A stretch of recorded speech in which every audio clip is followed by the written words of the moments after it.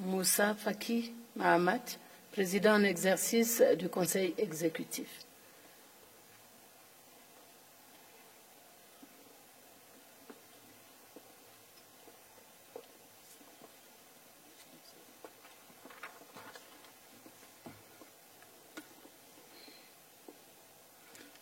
Mesdames, Messieurs les ministres, chers collègues, Madame la Présidente de la Commission, Mesdames et Messieurs les ambassadeurs, Mesdames, Messieurs, nous venons d'entamer l'année 2017. Je voudrais saisir cette occasion pour vous adresser mes vœux de santé et de bonheur pour vous-même et vos familles et souhaiter que cette année apporte paix et concorde à notre continent. Je voudrais aussi remercier les membres du COREP pour le travail préparatoire de notre Conseil et dont le rapport nous sera présenté sous peu. Mesdames et Messieurs, la 30e session de notre Conseil exécutif se tient à un moment particulier de la marche de notre organisation commune qui attend de se voir dotée d'un nouvel exécutif. De même, elle sera caractérisée par les propositions de réformes importantes décidées par nos chefs d'État et dont l'étude a été confiée au président Paul Kagame.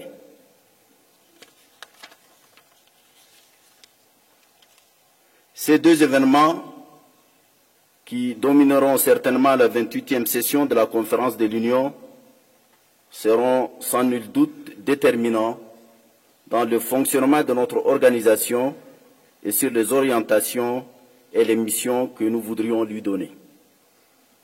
Aussi, Mesdames et Messieurs, je me fais le devoir, en votre nom à tous, de saluer les efforts fournis et le travail accompli par la Présidente, notre cher docteur Nkosazana Dlamini-Zuma et toute son équipe, notamment Mesdames et Messieurs les commissaires et tout le staff de la Commission, qui trouvent ici l'expression de toute notre gratitude.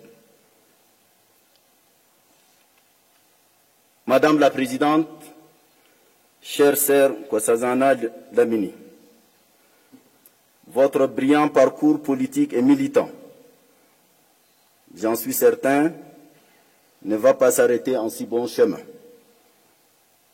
À la présidente de la Commission, vous avez donné le meilleur de vous-même en imprimant d'un saut particulier la marche de l'Union africaine, l'agenda 2063 et les autres grandes réalisations qui ont jalonné votre passage à la tête de la Commission de l'Union africaine l'illustrent à merveille. Vous êtes une valeur sûre, non seulement pour l'Afrique du Sud, mais pour tous les continents.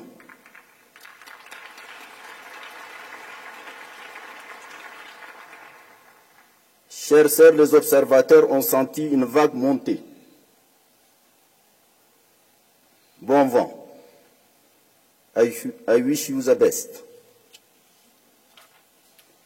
Mesdames, Messieurs, durant l'année 2016, nous nous sommes attelés à la tâche dans un esprit de consensus qui a toujours caractérisé nos débats, à travailler sur des questions fondamentales qui interpellent notre Union. Toutefois, des défis nombreux restent à relever. Dans un contexte mondial particulièrement mouvant, plein de défis, mais aussi d'opportunités, qui impactera nécessairement notre continent. Les différents points proposés à l'ordre du jour de cette session permettront d'en débattre. À cet égard, nous aurons entre autres à examiner le rapport du COREP, celui de la présidente de la Commission et le nôtre avec ses sous-comités. Nous nous appesantirons aussi sur l'ordre du jour de la 28e session de la Conférence des chefs d'État et de gouvernement. Aussi voudrais-je rappeler la nécessité de rationaliser notre méthode de travail, comme ce fut le cas à Kigali, et de nous appeler à plus de diligence. Mesdames, Messieurs, nous nous sommes retrouvés ici, à Addis, les 8 et 9 décembre dernier pour la 5e retraite de notre Conseil, en rappelant que les retraites ministérielles du Conseil exécutif sont devenues un important forum d'engagement sur les principales étapes nécessaires à faire avancer les projets d'intégration continentale, notamment à travers le renforcement de l'efficacité des institutions de l'Union et la mise en œuvre de son agenda 2063. À cet égard, je voudrais inviter la Commission à transformer les pertinentes recommandations de cette 5e retraite en une feuille de route susceptible d'apporter de la valeur ajoutée à nos délibérations.